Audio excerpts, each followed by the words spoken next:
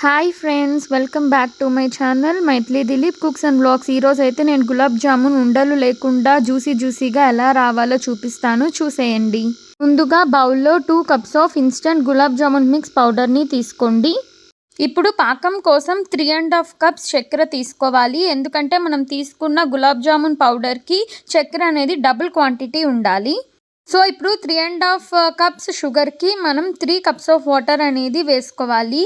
అలాగే కొంచెం యాలకుల పొడి, కుంకుమ పువ్వు వేసుకోండి. కుంకుమ పువ్వు ఆప్షనల్. ఇప్పుడు షుగర్ మెల్ట్ అయ్యేంత వరకు మనం ఉడికించుకోవాలి. మనం వేళ్ళతో తాకినప్పుడు జస్ట్ స్టికీనెస్ మాత్రమే ఉండాలి. అలా ఉంటేనే గులాబ్ జామున్కి పాకం అనేది బాగా పడుతుంది. ఇప్పుడు నేను ప్యాన్లో ఆయిల్ వేసుకొని హీట్ చేసుకుంటున్నాను. అది హీట్ అయ్యే లోపల నేను గులాబ్ జామున్ బాల్స్ రెడీ చేసుకుంటున్నాను.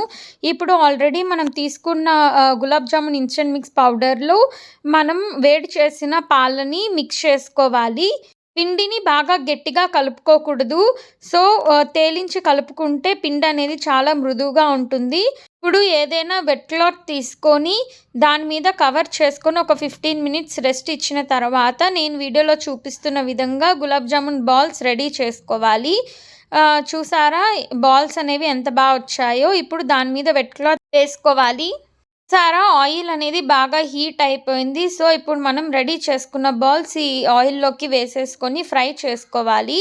ఇలా బ్రౌన్ కలర్ వచ్చేదాకా గరిటతో తిప్పుకుంటూ ఫ్రై చేసుకోండి. సో చుట్టూరు ఒకేలాగా మనకి ఫ్రై అవుతుంది.